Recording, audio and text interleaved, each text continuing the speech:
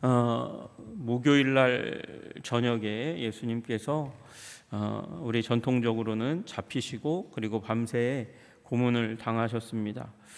그 주체는 안나스라고 그렇게 요한복음 18장 말미에 그렇게 적혀져 있었습니다. 그리고 그 가운데서 베드로가 예수님을 부인하는 3번 부인할 때에 닭이 2번 울었다. 그렇게 사복음서 모두에 이렇게 적혀져 있습니다. 그리고 나서 아침이 됐으니까, 닭이 울었으니까 시간의 분기점이 딱 세워진 거죠.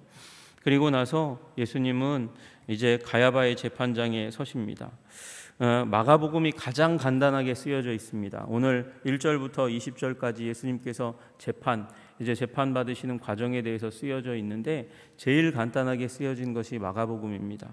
그러나 누가복음에만도 굉장히 길게 쓰여져 있었습니다.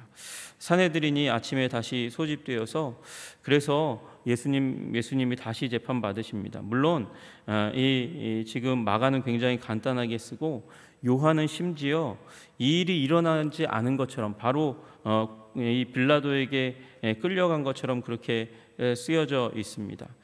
여러분, 그 가운데서 예수님께서 취조 당하십니다. 내가 그리스도라 하면 우리에게 말하라. 지금 유대인의 왕이냐? 이렇게 묻는 그리스도, 유대인의 왕, 그 취조가 왔다 갔다 이제 예수님께서 침묵하시다가 말씀하시기도 하고, 침묵하다가 명확하게 더 다른 차원으로 이 예수님께서 그들의 질문들을 이끌어 가시기도 합니다. 그리스도라면 우리에게 말하라.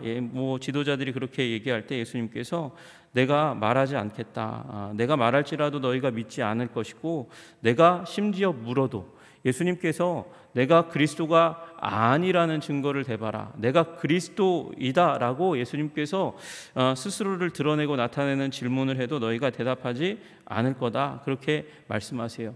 여러분, 예수님께서 말로 지신 적이 있습니까?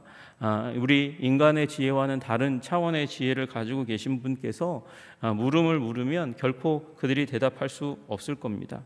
그런데 예수님께서 그 가운데서 이제부터는 인자가 하나님의 권능의 우편에 앉아 있으리라 말씀하시는 말씀까지도 심지어 하십니다. 그러니까 예수님은 끝을 다 보고 계신 거예요. 끝을. 죽으실 것도 아셨고 그리고 무덤에 처할 것도 아셨습니다. 그러나 부활하시고 승천하실 것까지 예수님께서 다 알고 계셨습니다. 지도자들이 내가 하나님의 아들이냐라고 묻는 물음에 너희들이 내가 그라고 말하고 있다. 너희들이 말하는 그대로다. 그렇게 말씀하심으로 말미암아 예수님 십자가에 달리시기로 그렇게 이 유대인의 지도자들은 결정을 하고 예수님을 끌고 어디로 갑니까? 빌라도에게 갑니다. 빌라도에게 왜 갑니까? 그들에게는 사형을 언도할 권한이 없으니까, 집행할 권한이 없으니까 그 권한을 가지고 있는 빌라도에게 가는 것입니다. 물론 여기 이 산헤드린에서는 이미 예수님을 죽이려고 하는 마음 강력하게 가지고 있는 사람들이 재판을 했으니까 이 불공평한 재판이 너무나 당연합니다.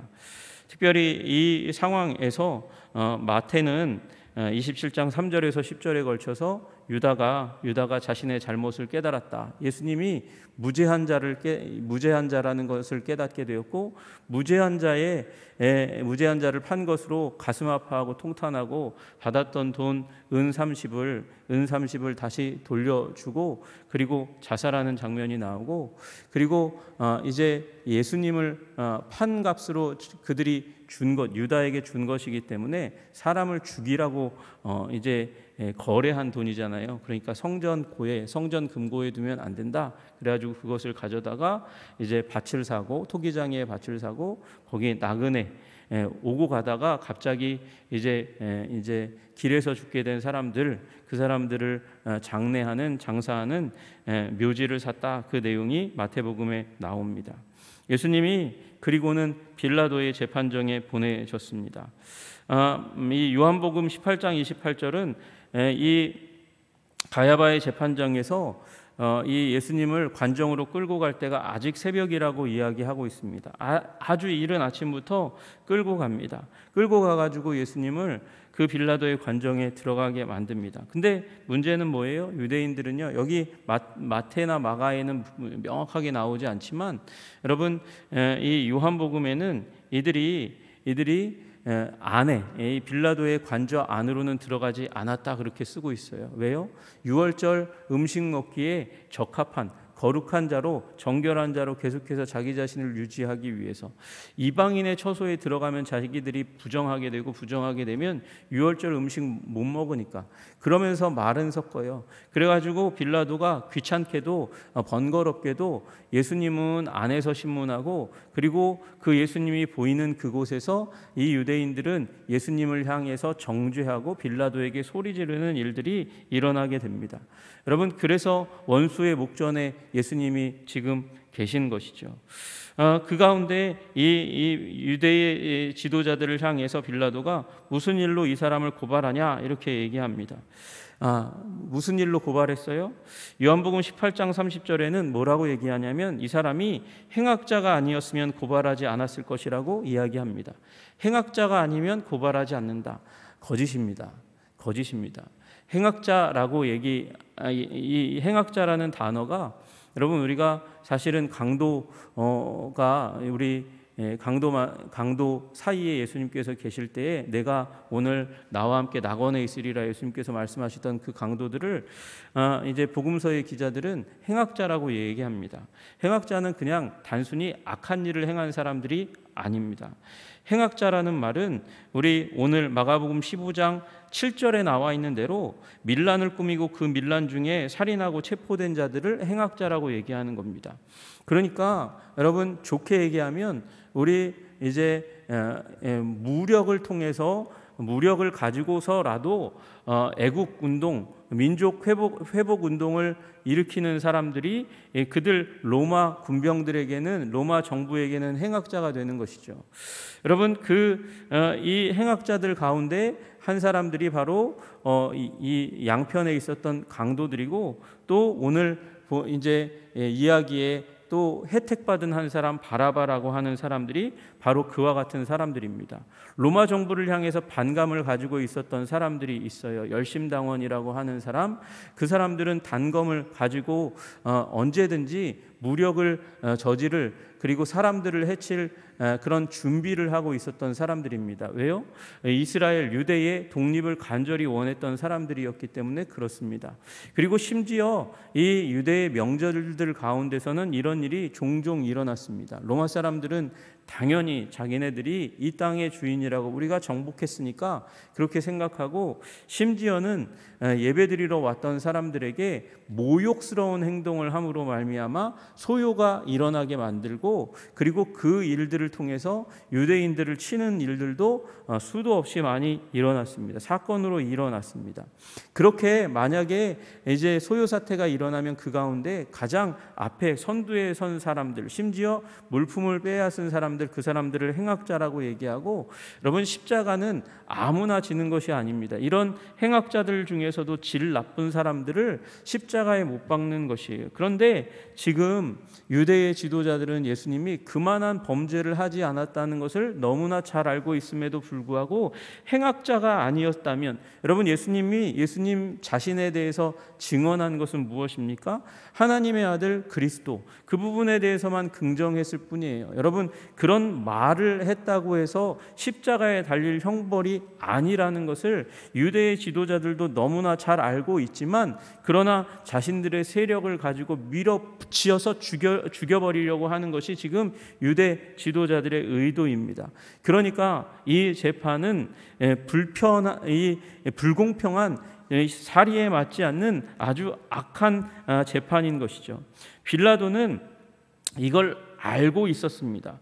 마태복음에는 그 부분을 명확하게 알고 있어서 이 일이 왜 일어난지 알았어요. 첫째 부분, 이들이 시기로 이렇게 한다는 것을 알고 있었습니다. 시기로 그렇게 하고 있었다는 사실을, 이게 주요한 원인이었어요. 그래서 빌라도는 시기로 일어난 일이었기 때문에 계속해서 너희가 그를 데려다가 너희 법대로 재판하라. 이 얘기는 뭐예요? 재판하되 벌은 주되 죽이지는 말아라. 빌라도는 그것을 원하고 있었어요. 왜요?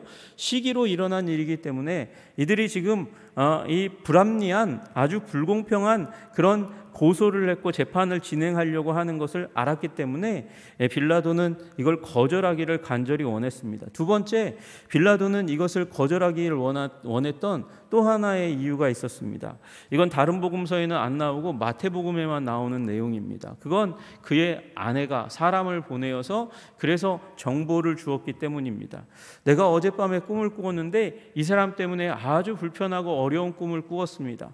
그래서 이 꿈대로 한다면 저 사람의 죽음에 당신이 관여하면 절대로 안 됩니다 라고 얘기하는 저 사람에 대한, 그러니까 예수님에 대한 긍정적인, 죽이면 안 된다는 아내는 굉장히 어떻게 보면 꿈을 통해서 미래를 보는 사람이었고, 그런 이야기들이 사실은 예수님의 태어날 때의 이야기들 속에서도 많이 나타납니다. 여러분, 꿈은 때로는 하나님께서 우리에게 메시지를 전하는 그런 도구이기도 합니다. 여러분, 그렇다고 꿈을 무조건 맹신해서는 안 되는 거예요. 꿈보다 더 명확한 계시가 있잖아요. 그게 무엇입니까? 하나님의 뜻이 있습니다. 그것이 무엇입니까? 하나님 말씀이죠. 하나님 말씀 붙들고 성령 가운데 하나님의 뜻을 구하는 게 가장 확실한 방법입니다. 그런데 그렇게 해도 잘 못 깨달을 때 하나님께서 때로 꿈으로 하나님의 메시지를 전할 때가 있다는 사실을 우리는 무시하면 안 되는 거죠. 여러분, 심지어 지금도 아프리카, 지금 말씀이 역사하기 어려운 곳에서는, 이슬람권에서는 이런 꿈을 통해서 예수님께서 여전히 사람들을 부르십니다.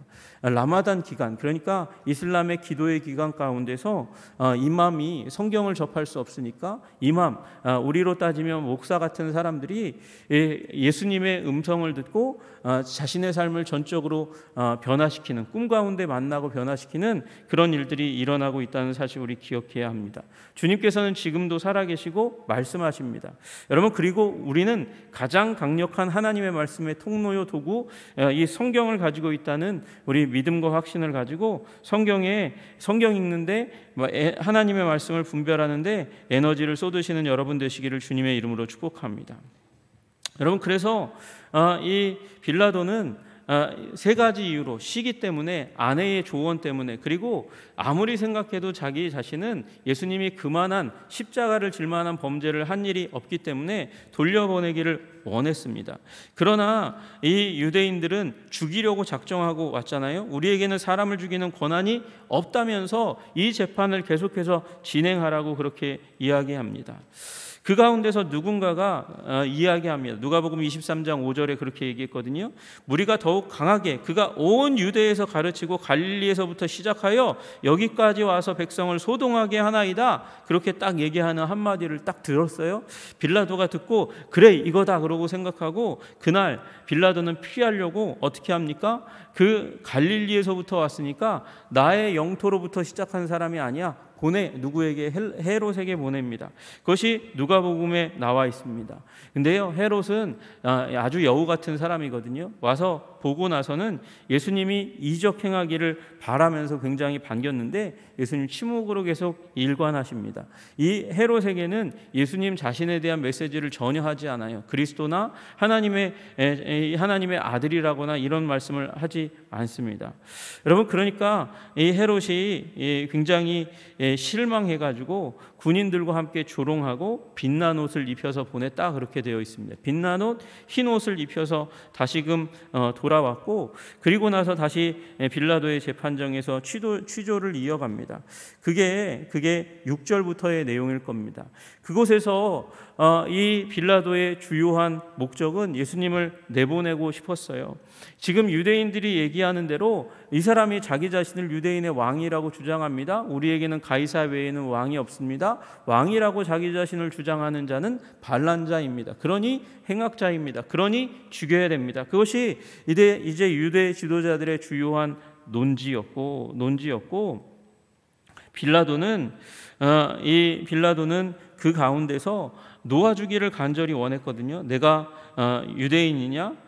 내 나라 사람과 대제사장들이 너를 내게 넘겼으니 내가 무엇을 하였느냐? 그렇게 물으면서 예수님이 정말 행악을 했는지 뽑아냈지만 예수님은 그 가운데서 말씀하시지 아니하시고 내 나라는 이 땅에 속한 것이 아니라는 얘기를 계속해서 말씀하십니다. 여러분, 예수님은 이 땅에 속한 것이 아닙니다. 이 땅의 제도와 통치의 영역 가운데로부터 그 근원을 두지 않습니다.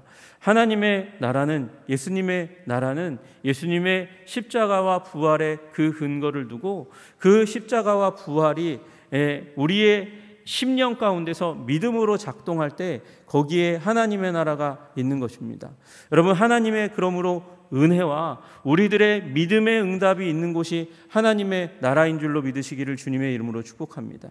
하나님의 나라는 먹는 것과 마시는 것, 사람들이 얘기하는 어떤 하나님이 복 주시는 것으로 인해서 일어나는 열매, 현상에 있는 것이 아니고 그 시작에 초점을 맞추라고 말씀하시고 계시는 것이죠. 그것은 어디로부터 시작합니까? 하나님의 나라는 성령 안에서 의와 평강과 희락이라고 말씀하십니다.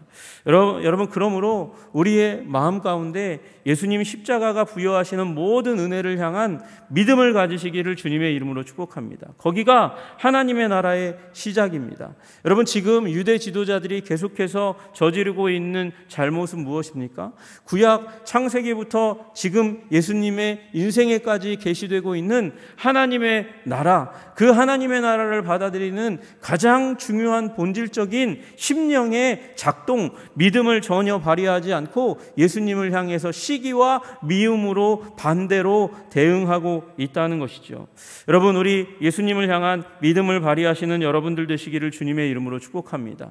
빌라도는 심지어 이 명절 가운데 일어나고 있는 사면 고난을 가지고 사람들에게 묻습니다. 사람들에게 물어서 여기 오늘 마가복음에서는 마치 백성들이 요구한 것처럼 되어 있지만 빌라도는 이것이 그렇게 요구해 온 것을 기회로 여겨서 예수님을 풀어주고자 하는 마음까지도 갖고 있었지만 사람들은 빌라도에게 이 바라바 예수를 행악자를 놓아주고 예수님을 십자가에 못 박으라고 그렇게 강력하게 외칩니다.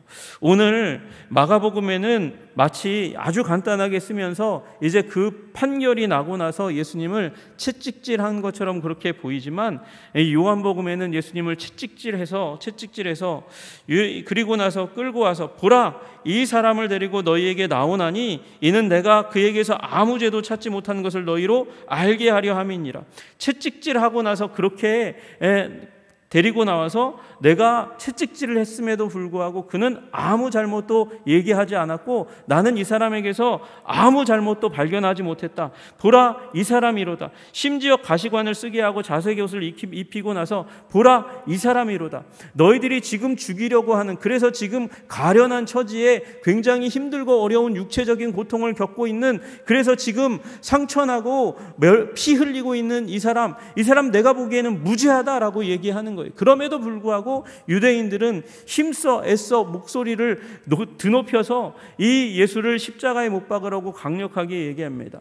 그 가운데서 빌라도가 대야를 가져와서 손을 씻고 나는 이 사람의 죄에서 아무런 잘못이 없다고, 나는 이 사람의 피해에 대해서 깨끗하다고 얘기할 그때에 마태복음에는 이들의 반응에 대해서 씁니다. 우리가 다 책임지겠다고, 우리와 우리의 자손이 이 사람에 대한 핏값에 대해서 우리가 책임지겠다고 이야기합니다.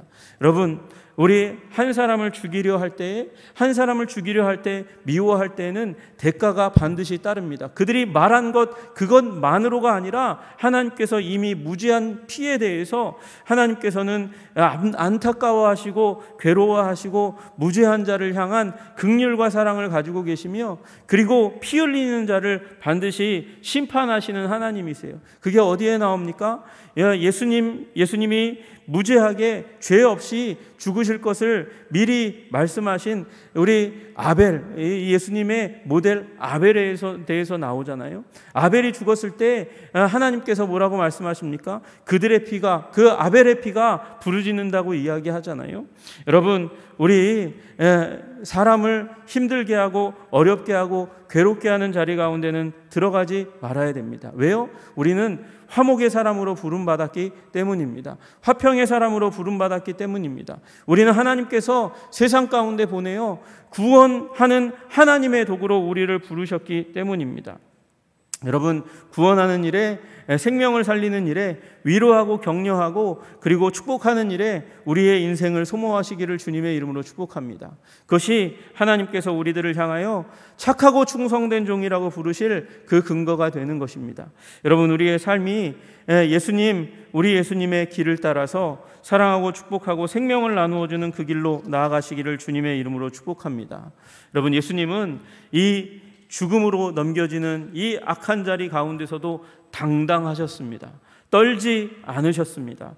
침묵을, 때로는 정답을 알려주시면서 이 험악한 자리 가운데 미움을 표출하시지 않으셨고 진리만을 말씀하셨습니다. 맞으실 때도 마찬가지였습니다. 여러분, 우리 이 험한 세상 가운데, 짐승 같은 세상 가운데서 우리 살아가고 있지만 그리스도를 닮아서, 그리스도를 따라서 십자가의 길을 걸으며 거룩한 삶을 살아가시는 여러분과 제가 되기를 주님의 이름으로 축복합니다. 기도하겠습니다.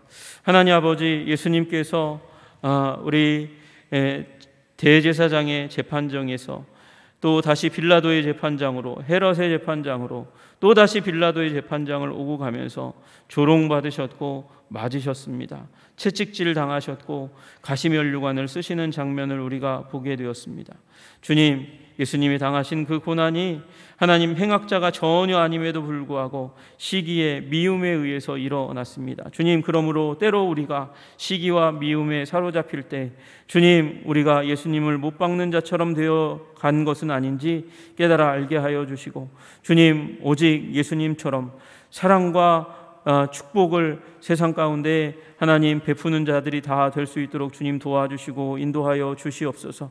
세상의 핥힘 가운데, 포효 가운데, 죽이려 하는 가운데 예수님처럼 담대할 수 있는, 당당할 수 있는 내면 세계를 갖출 수 있도록 주님 도와주시고, 인간으로는 불가능하니 주님 성령의 능력, 말씀의 능력을 통해서 예수님의 성품을 우리 심령 가운데 부어주시기를 간절히 소원합니다.